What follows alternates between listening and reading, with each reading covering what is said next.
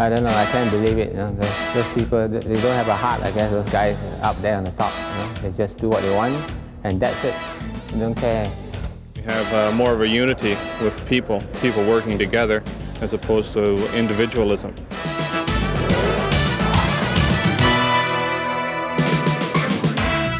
Motoring 91 is brought to you by Quaker State. Quaker State, one tough motor oil. You're looking at the Cami plant in the town of Ingersol, Ontario. Inside, they're producing cars and trucks. Now, it's no secret that the automotive industry is not a healthy one. But we're not here to tell you about layoffs and shutdowns and downsizing. On the contrary, we're going inside and we're going to tell you a story about a relationship that keeps getting stronger every day. The relationship has brought together Japanese and North American automakers. Hardly an oddity these days, but this relationship could possibly be the most successful. Back in 1989, the Cami plant opened, and General Motors and Suzuki were in business together. Well, Cami is a 50-50, it's a standalone corporation, 50-50 ownership, equally owned by General Motors and Suzuki Motor.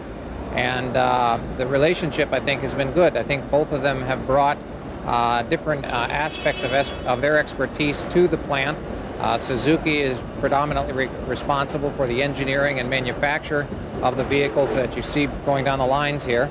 And General Motors has brought in some of its expertise in terms of its purchasing and some of its financial and other staff operations. And I think it's been a good synergistic relationship between the two companies.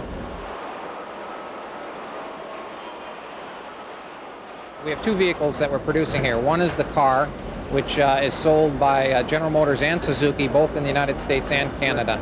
It's sold as the Swift by Suzuki, it's sold as the Metro by General Motors down in the United States, and it's also sold as the Sprint and the Firefly by General Motors in Canada. And we have the car side of the plant, if you will, and then we also have the truck side of the plant where we build the recreational vehicle sold as the Sidekick by Suzuki and as the Tracker by General Motors. Business has been so good that the plant added a shift recently and even began hiring additional workers, almost unheard of in the 90s.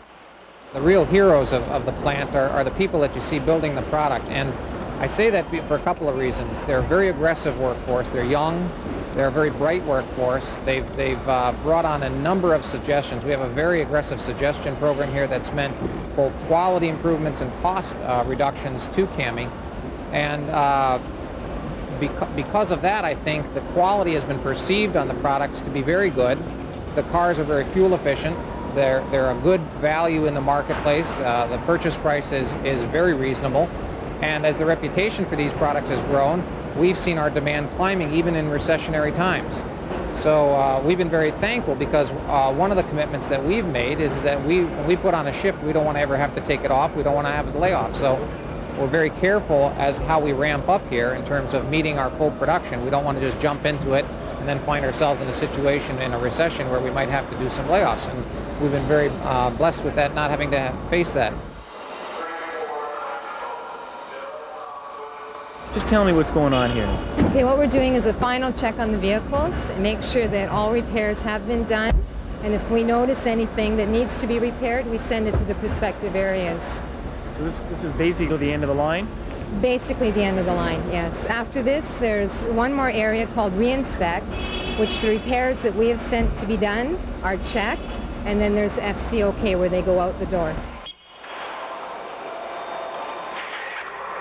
Unlike most Japanese operations, the Cami plant is unionized. But the Japanese influence is very evident with workers being placed in teams. Union management relationships, I think, are very good when you consider the traditional relationships that I suppose everybody's heard about in the automotive industry in North America.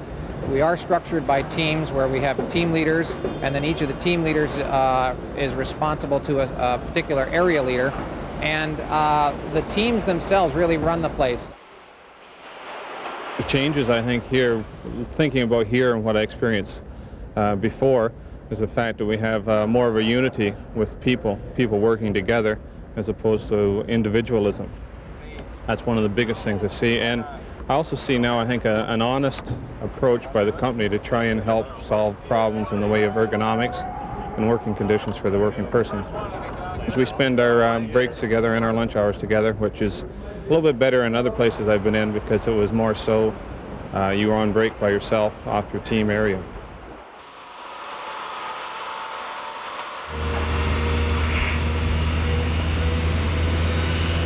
So what are you doing here? Roll testing here. We test for vibrations, abnormal noises, and do an interior function check on all the radio, heater, wipers, stuff like that. All right, get to it.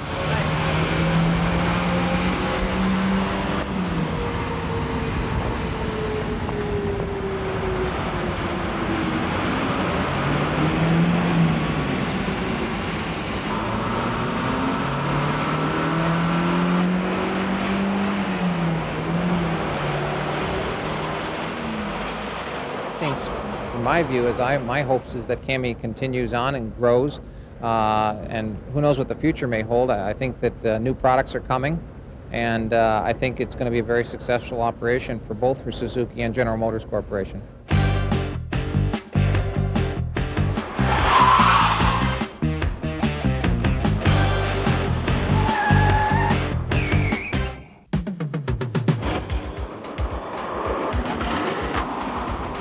Test Drive with Graeme Fletcher.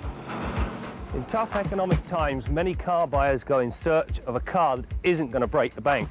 This week on Test Drive, we look at just such a vehicle. This is the 1991 Dodge Colt. Colt has remained a fairly anonymous vehicle, overshadowed by the likes of the Toyota Tercel, Mazda 323 and Honda Civic hatchbacks. With the demise of the Tercel hatchback and rumoured demise of the Civic hatchback shortly, the Colt should become a lot more prominent, especially when you consider the stunning resemblance it bears to the popular Civic. Under the hood is a 1.5-litre 12-valve multi-point fuel-injected engine that gives the driver 94 horses and 93 pounds-feet of torque. The result is brisk, if not fast, acceleration, good cruising capability and a very good fuel economy. Matched with this engine is a close ratio 5-speed manual transmission. The shift pattern is smooth, as is the light progressive clutch. On the skid pad we reached the 100k mark in just under 10 seconds. The brake test revealed no nasty surprises. The pedal is easy to modulate, and even after 4 or 5 passes there was no evidence of pull or fade. In the pylon test, the Colt ran a straight and true line through the cones. The small amount of understeer detected can be attributed to the skinny 155 tyres rather than the vehicle. Body roll during the test was also minimal. On the road, the suspension proved to be surprisingly compliant. Broken or washboard type tarmac did, however, induce a skittish feel. One of the nice things about the Colt, aside from the price, is the fact that it's very easy to drive, making it an ideal first-time buyer's car. Inside, the Colt offers a lot of room for a car with such diminutive dimensions. With the driver's seat set for me, there was still ample legroom in the rear for another me. Headroom is at a premium for anyone over 6 feet. The rear seat is of the split folding variety, improving the versatility of this nifty hatchback. The driving position is comfortable and affords good all-round visibility. The dash offers minimal instrumentation, but everything that needs to be reached can be with ease. The lack of a rear wash wiper on this car makes up my pet peeve. It, like all other small hatchbacks, desperately needs a rear wash wiper to keep the rear window clean. Now let's go and have a look at the ratings for the 1991 Dodge Colt. The 94 horses on tap provide lively pickup off the line and surprisingly good highway performance. We required 10 seconds to reach 100 kilometers an hour. Aside from the skittish feel imparted on washboard type tarmac, the ride is congenial to passenger comfort, showing only a slight tendency to lean in extreme cases. The power front disc and rear drum setup provided stable stops that averaged 126 feet from 80k. The pedal is easy to modulate, although it needs feathering just before the vehicle comes to rest, otherwise the wheels will lock. For the price, the degree of comfort, versatility and room is commendable, managing to rival the competition in all areas. During the test, we averaged an extremely good 7.8 litres per 100 kilometres, or 36 miles per gallon. Over the years, the Colt nameplate has enjoyed a good reputation. Add to that good looks, reasonable performance and superb fuel economy, and I think it's safe to say the 91 edition of the Colt is going to be a winner.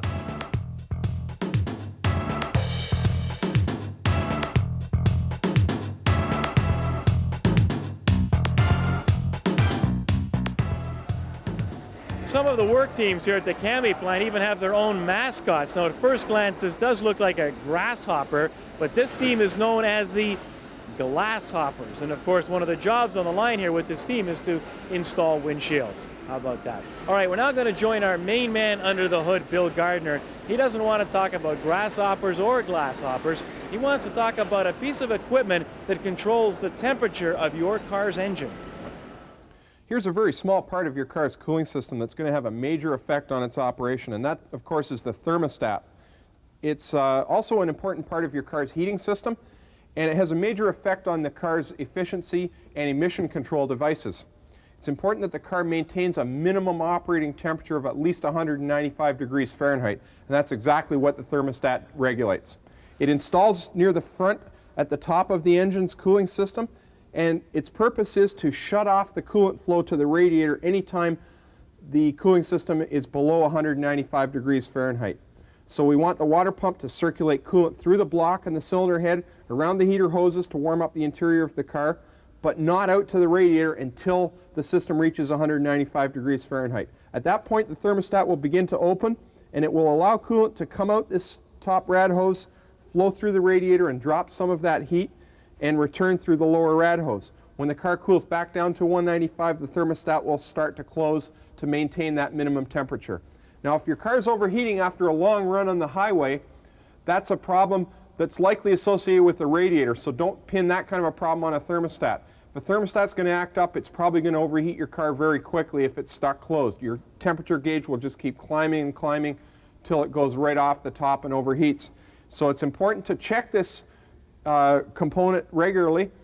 If it sticks open, you'll have very poor heater performance in the wintertime and a very inefficient engine. And that's something that you can test rather easily. Just go to the rad cap, remove the cap, get a flashlight and look in there when you first start the engine. When the cooling system's cold, you shouldn't see any circulation in that rad. If you fire up the engine and you see coolant gushing through that rad, your thermostat's stuck open.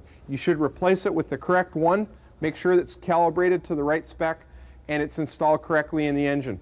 You'll get better performance from your heater, and your car will run much more efficiently in cold temperatures.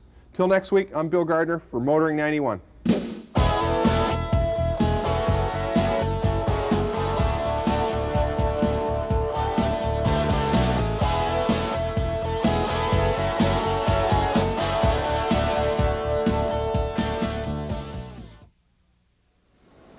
Well, we've seen how General Motors and Suzuki have put together a pretty successful team here at the Cami plant, but Steve Grant is standing by with a story about another automotive relationship that is showing signs of incompatibility. You're looking at what was supposed to be the spiffy new headquarters for Saab in Canada. Now, it's not Sunday. This parking lot is empty because the building is empty.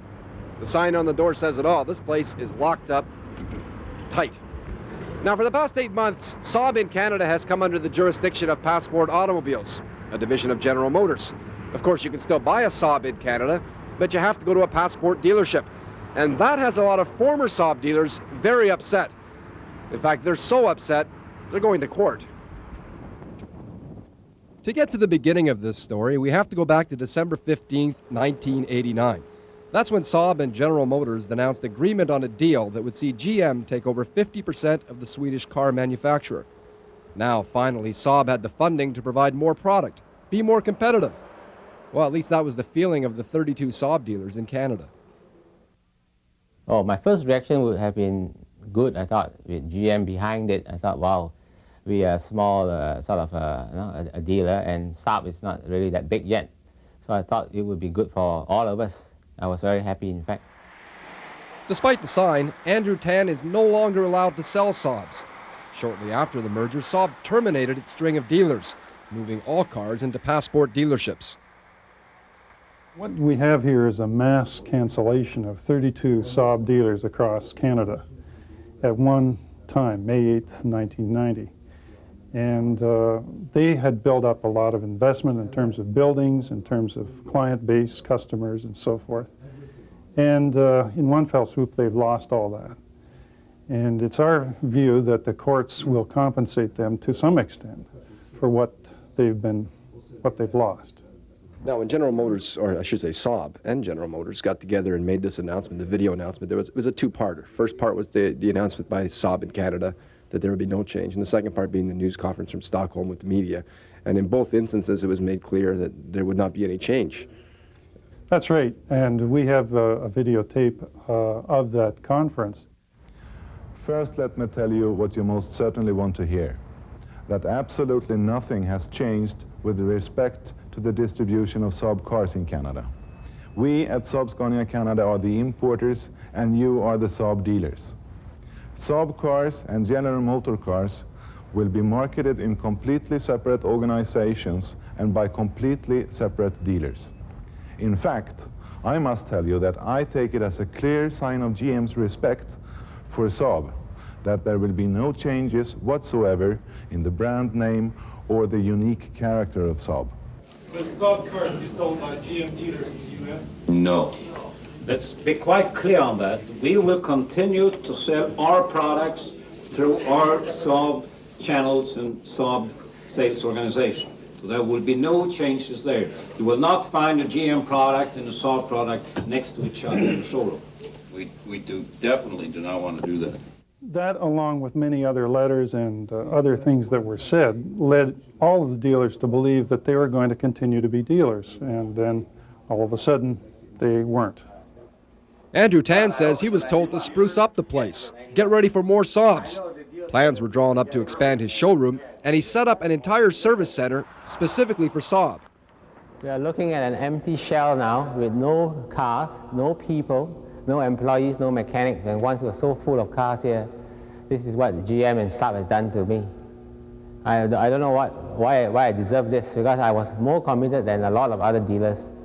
I spent all the money here because I love the product and I wanted to be successful, and they killed me. They really killed me, you know. Look at this. I can't sell this building for even what I paid for.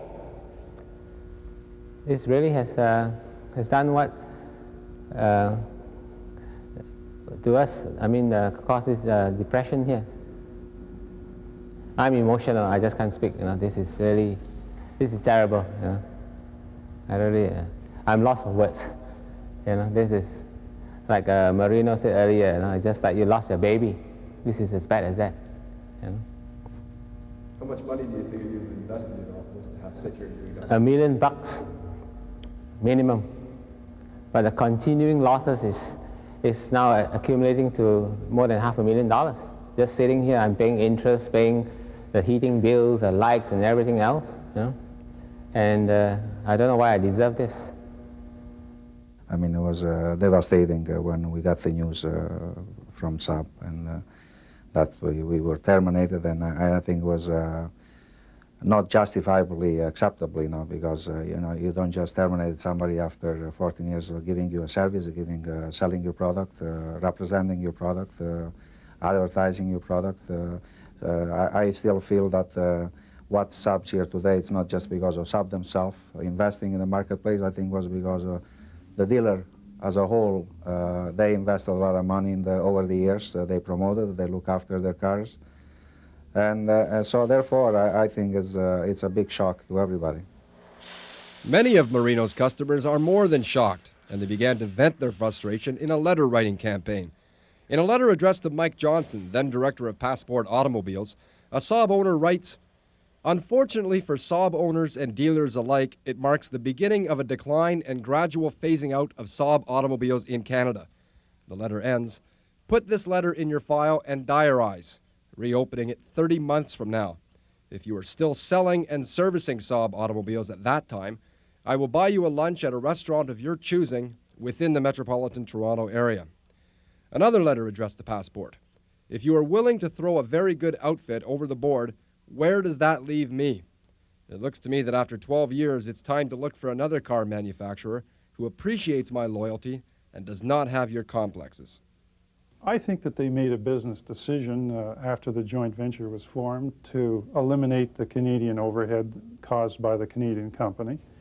And I respect that as a business decision, but on the other hand, my clients are all businessmen, and I believe it should be part of General Motors' plan to compensate my clients for what they've lost, because they've lost an awful lot. What do you want to see happen? You're involved in this litigation with a number of other dealers who have lost the ability to sell Saabs. You obviously want to sell the car again, but beyond that, what do you want to see happen? Well, it's been quite a while now. I've lost a lot of Saab customers, and I don't know whether they will come back. So I would want one of two things. Either they compensate me for what I have lost, or if they don't want to do that, then give me back the Saab franchise, and I'll try to get back what I've lost in respect of Saab sales, Saab customers, because I still like the car. We did extend the invitation for General Motors to give its side of the story. A representative from Passport Automobiles, however, refused to appear on camera. In the meantime, 32 former Saab dealers prepare for a court date. You've got to watch out for those flashers. That's coming up next on Kenzie's Corner. Kenzie's Corner with Jim Kenzie. There's a story told about the law-abiding Canadian who froze to death on the sidewalk because the traffic light was stuck on red, and of course you can't cross against a red light. But there's nothing more frustrating than catching a red light at 3 o'clock in the morning and having to wait 45 seconds for it to turn green. Some enlightened municipalities switch some of their traffic lights to a flashing mode in off-peak hours, helps save time for the motorist and reduces the impact on the environment because the idling wastes fuel and also creates additional exhaust gas pollution.